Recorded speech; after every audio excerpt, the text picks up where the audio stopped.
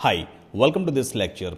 चलो अब मान लेते हैं कि आपने किसी क्लाइंट को एक प्रपोजल राइट करके भेजा था और उस क्लाइंट का रिप्लाई आपके पास आ गया। मतलब क्लाइंट आपसे अब बात करना चाहता है, मतलब ये है कि वो इंटरेस्टेड है, ठीक है, बट अभी भी डील फाइनल नहीं हुई है। अब जब वो मैसेज आपके पास आएगा ना, तो आपको अपवर्क अकाउंट में यहाँ पे 1 नंबर लिख करके आएगा। मतलब ये हाईलाइट हो जाता है कि एक मैसेज आपके पास पड़ा हुआ है जो कि अनरीड है। और मेल भी आपको आता है, जो आपका रजिस्टर्ड ईमेल एड्रेस होगा ना, उस पर अपवर्क आपको एक ईमेल भी भेजेगा कि इस क्लाइंट ने आपको रिप्लाई किया हुआ है। अपने अपवर्क अकाउंट में जाओ और फटाफट लॉगिन करें, क्लाइंट से बात करो। तो आपको जाना होगा मैसेजेस वाले पेज के ऊपर, ये मैसेज रूम कहलाता है।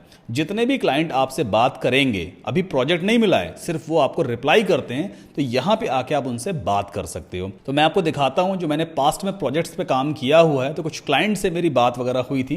एक बार फिल्टर कर लेता हूं यहाँ पे रिजल्ट्स और हम चलते हैं आवरली कॉन्ट्रैक्ट्स पे।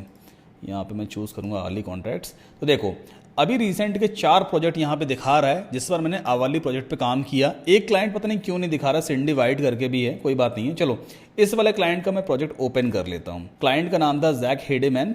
तो मैं आपको दिखा भी देता हूं। यहां पे देखो, इस क्लाइंट ने मुझे एक ऑफर भेजा हुआ था। ऑफर का मतलब क्या है, मैंने इस क्लाइंट को प्रपोजल भेजा, इसको मेरा प्रपोजल इतना पसंद आया कि इसने मुझसे बात करना भी जरूरी नहीं समझा, सीधे इसने मुझे ऑफर भेज दिया।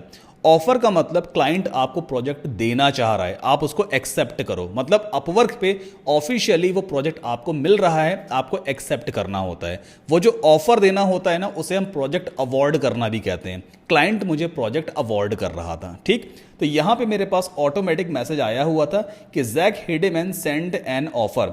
ऑफर में ये सारी डिटेल लिखी हुई थी। Hey, on this website of mine the blog use to have a menu on the right hand side in the categories या with the categories, but it has been disappeared. मतलब थोड़ा बहुत ग्लिच था उसकी website में, menus वगैरह दिख नहीं रहे थे। तो क्लाइंट ने मुझे डोमेन नेम दिया हुआ था और यहाँ पे क्लाइंट ने सेट करके भी भेजा था कि मैं $10 पर आवर आपको पे करने को तैयार हूँ और 1 हफ्ते में मैक्सिमम आप 5 घंटे ही काम कर सकते हो। जो आवरली वाले प्रोजेक्ट्स होते हैं ना, बेसिकली उसमें क्लाइंट लिमिट सेट कर सकता है कि 1 हफ्ते में आप मैक्सिमम कितने घंटे काम कर सकते हो। क्लाइंट भी तो वही अपना बजट कैलकुलेट करेगा ना।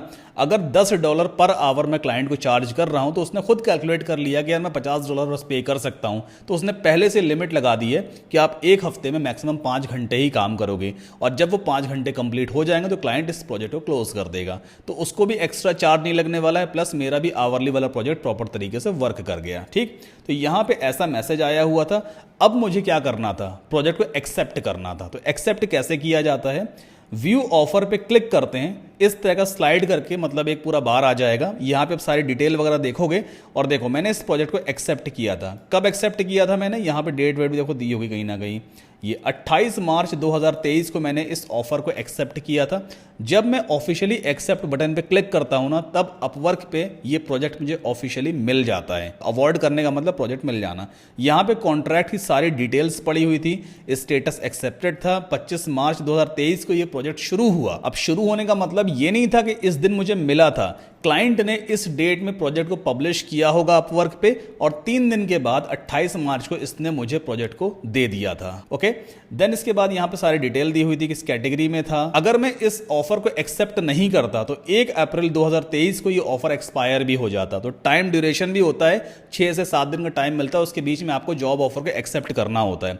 बट इतना टाइम क्लाइंट को दो ही मत। अगर आपके पास इन्विटेशन आया है ना कोई प्रोजेक्ट का, कोशिश करो जितनी जल्द से जल्द उसको एक्सेप्ट करो। क्लाइंट का माइंड ना चेंज हो जाए, वरना वो ऑफर को विड्रॉ भी कर सकता है, मतलब वो कैंसिल भी कर सकता है। तो आपको भी मान लो अगर कोई प्रोजेक्ट वगैरह मिलता है ना, तो आपके मैसेज बॉक्स में यहाँ पे व्यू ऑफर का ऑप्शन आएगा, उस पर आपको क्लिक करना होता है। उस ऑफर की सारी डिटेल आपके सामने आ जाती है, पेमेंट डिटेल्स आएगी, ऑफर डिटेल्स वगैरह आएगी, कॉन्ट्रैक्ट डिटेल्स आती है और क्लाइंट डिटेल भी आपको देखने को मिलती है। यहाँ पे कहीं पर एक एक्सेप्ट ऑफर का बटन दिया होता है, एक्सेप्ट प्रोजेक्ट वगैरह का, उस पर आप क्लिक करोगे तो प्रोजेक्ट आपको मिल जाता है।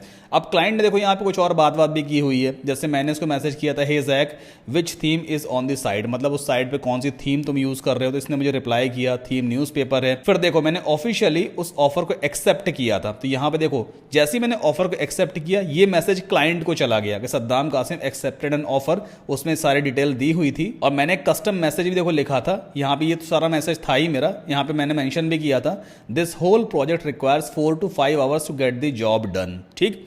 तो बेसिकली आपको यहाँ पे आके क्लाइंट से बात करनी होती है। कुछ और मैं आपको कम्युनिकेशन दिखा देता हूँ। जैसे एक क्लाइंट ये है रूपचंद्र भरम गौड़ा, है ना।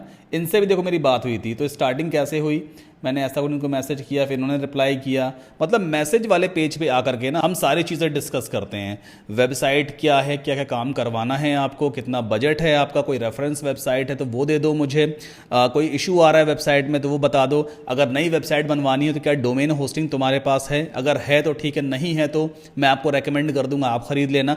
हर तरह की बात यहाँ पे होती है।